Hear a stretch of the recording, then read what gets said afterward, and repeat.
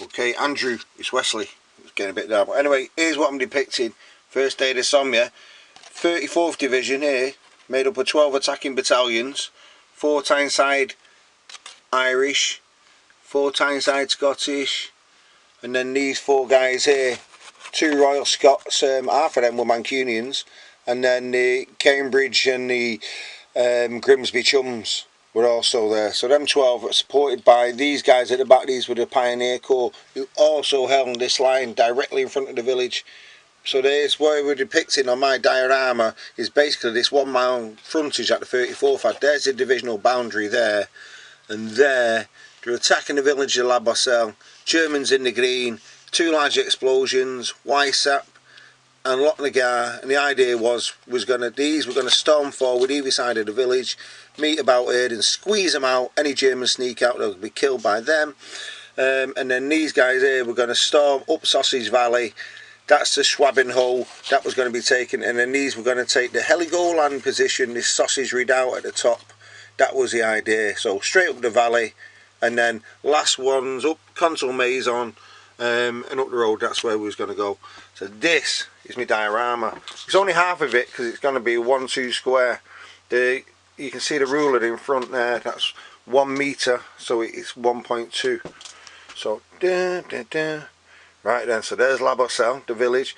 The black line that you can see, that's the main road. Albert behind me, Papon and Pozières up the road.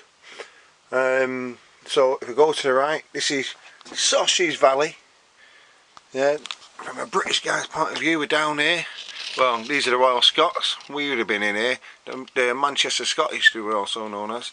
So up the front there, up to the top, where the Germans are, the Heligoland strong point here. So in reality what happened is, as the Scots came up, they got forced to the right. They were just driven back by these machine guns, massive losses. So up here, the strong point. Let's do it from the side, and from the side you can see is trying to get that's about 100 metres above sea level, and then it climbed, you got to about 110, and at the back the contour line was about 120 metres. So that's what our guys have got to race up. So that's Sausage Valley. Moving across, there's the Lochnagar crater, mate. Still there, about 100 metres across. This was the Schwabenhole defensive system. You see it came across here, the trench which we blew. It was just too short really. We should have dug it about another 20 metres or something further on. But anyway, we ended up capturing this front trench on a day, and this kind of strong point. Trench is a bit further on, couldn't get them. German machine guns, just wasn't happening. And Major Ockham, I think it was, on the day, who ended up commanding on this position. We had a few hundred men. You can see I've got my barbed wire. These sandbags, mate, they're all bespoke. These I've tried different variations, but basically I had to get my own, you know, that DAS type of stuff, plasticine. Do my own, paint them up. So then there's that, and then this was the centre section. We had the 2 Royals, 2 of the Scottish, Tyneside Scottish went up in this position. There's the Glory Hole, and this was, we had a British trench in front of here which was held by the Pioneers. So the actual attacking assault troops went from trenches basically here straight up. We're going past the village here, storm these lines and straight on further up. Now individual parties did, but basically they were annihilated. The village itself, when they tried getting into it, it seemed like there was nothing there. It was just like brick dust, as they were saying. So, but each house, and I've tried to, you can see if I can get a bit closer, the like definition of some of the building here to represent the houses that were there. And as we know, even up to a few feet up to them, you couldn't see anything, but they're all in the cellars. So to try and depict that, what I'm going to do is, this is going to be raised. I'm going to have this kind of mounted on a clear perspex rod, and then inside the cellar, wowzers, is the Germans. Don't know if that's coming there.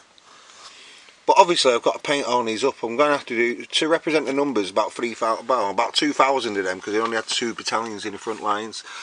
There's another strong point there, German machine gun units at the back. Just tighten that last bit of barbed wire there.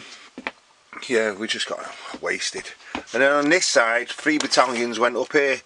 So this is Mash Valley now. The mass banks of German barbed wire which hadn't been cut. So we've got 3 battalions. The 2 Scottish, supported by the Tyneside Irish, went up here and again just got annihilated.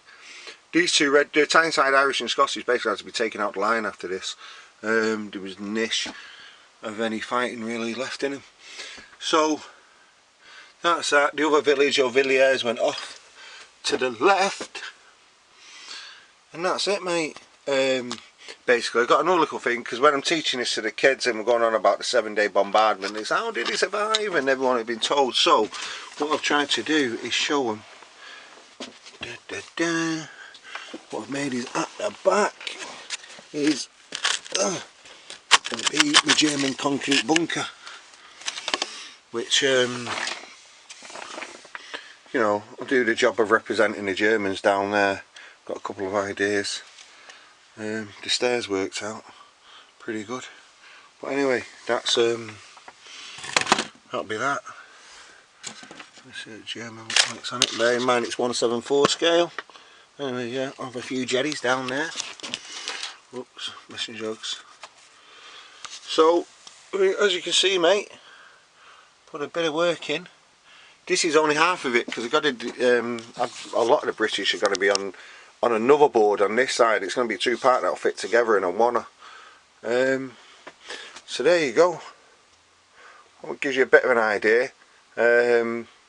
Got lots more to do on it, but we're getting there. Alright, lad, hope you get this, and I'll catch you up soon.